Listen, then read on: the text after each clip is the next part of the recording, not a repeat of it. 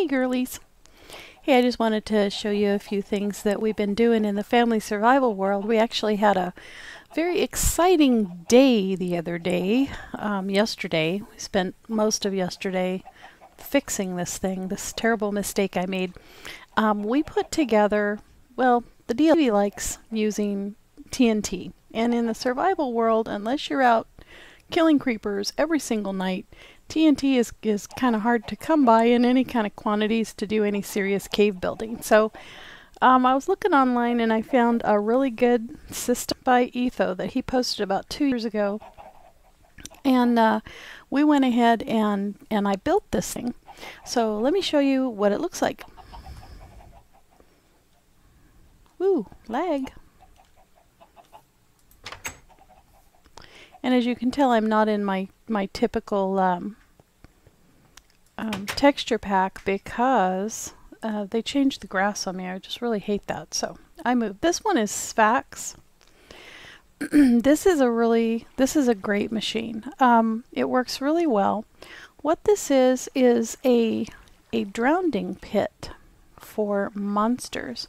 And as you can see over here, there's a 4x4 hole in the ground that is filled with water. That goes 24 blocks down underneath us to a 30 by 30 room that has water channels. It's divided into 4 sections, and it has 2 deep water channels that push the monsters. Oh my goodness, I hear them coming now.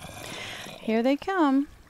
It pushes the monsters up this water channel where they get caught in this machine and pushed over, and the mobs will naturally try and swim up, and as you can see, they're swimming up there and they can't get out, and what happens is they drown.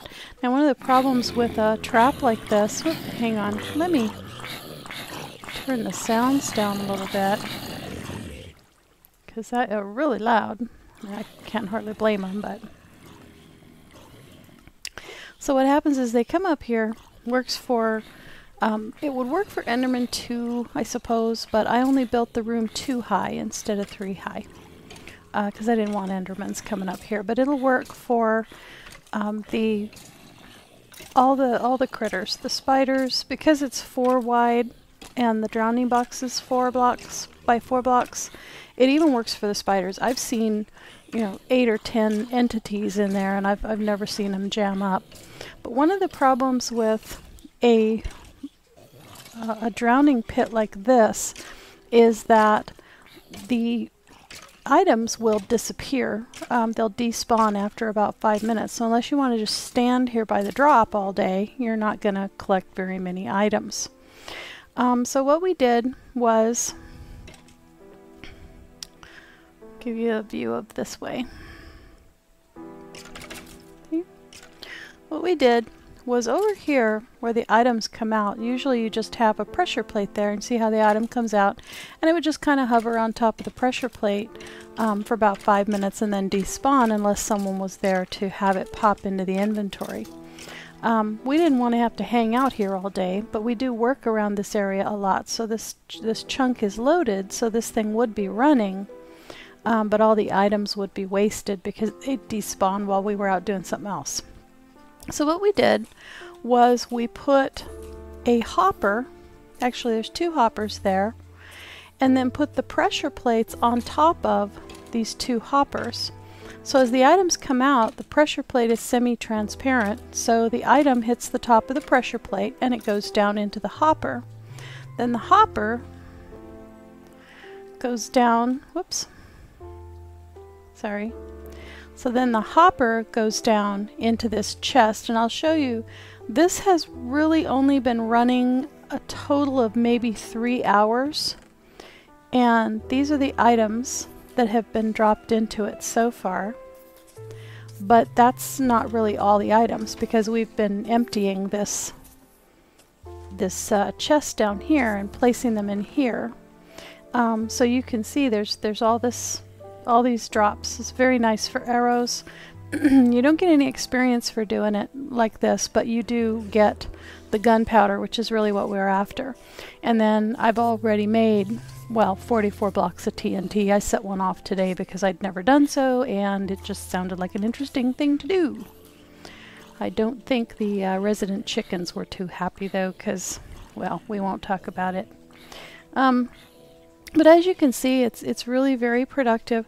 This one, it seems to work better during the day than the night, even though I've gone out and around the area and I've just really spammed our home base with torches. It still seems to work better during the night, or during the day, than during the night. Oh wow, this guy's got chainmail armor.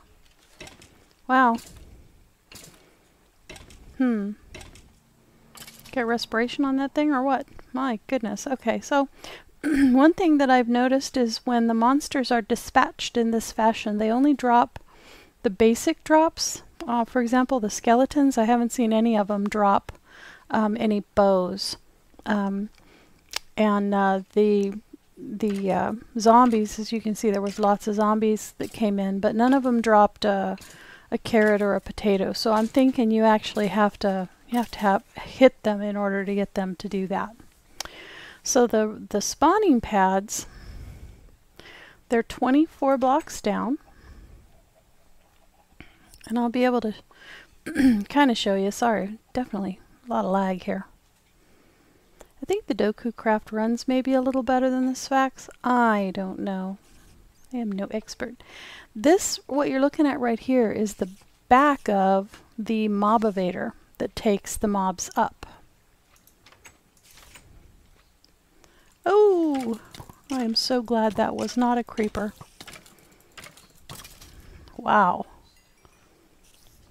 Wow, that was not good, especially with all the lag. I should really put a regular torch in here. Okay, so you can see, oh, you can see in there, these are the spawning pads. Go away, spider. Go away, go away, go away, go away. I'm trying to see. So it looks like there's lots of spiders. You'll probably start seeing them come up. Go away. Stop it. Stop it. Let's whack a spider today or something. I'm not sure what the deal is there. But you can see, dude, seriously, back off.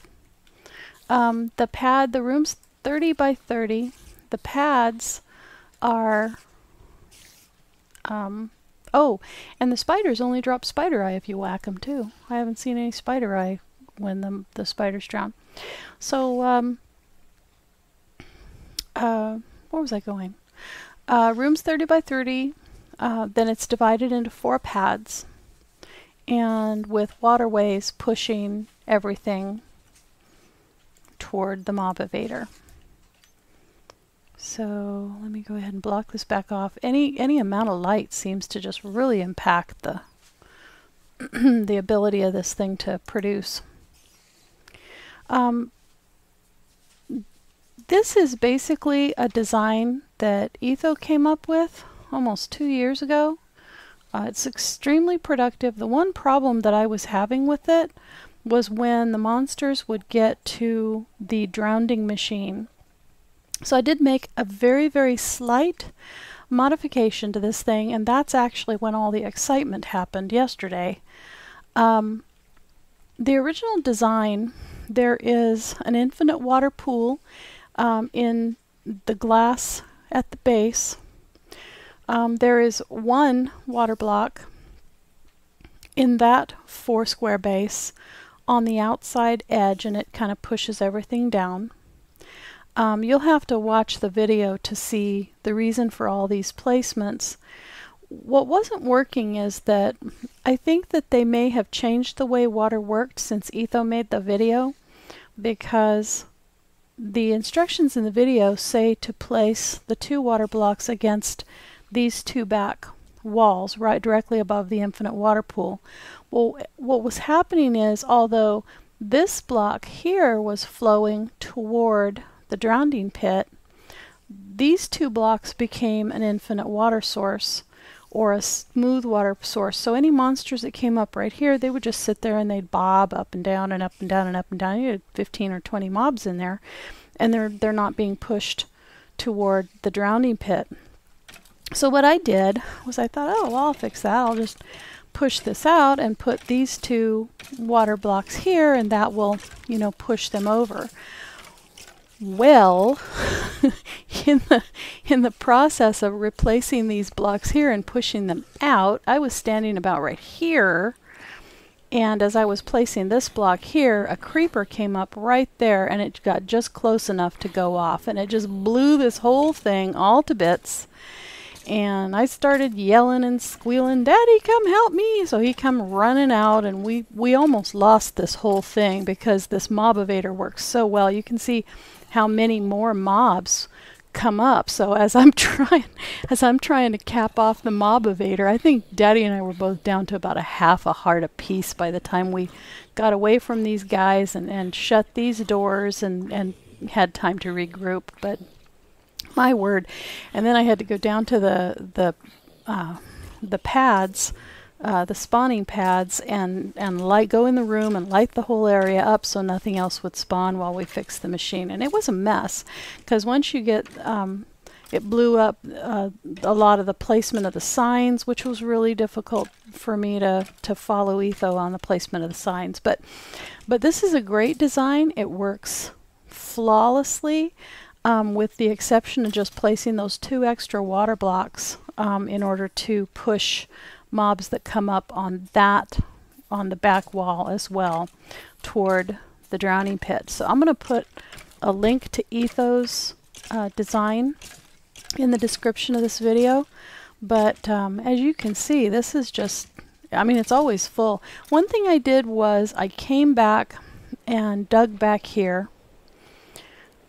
Because this is going to be near 3/4 of the way back against the wall on the spawning pads below, but 24 blocks up. And what I've noticed is if I'm going to go AFK and just let the thing run, this is really a good place to stand, because they seem to, when I stand there, they seem to come up in greater numbers. They seem to make it up the mob evader.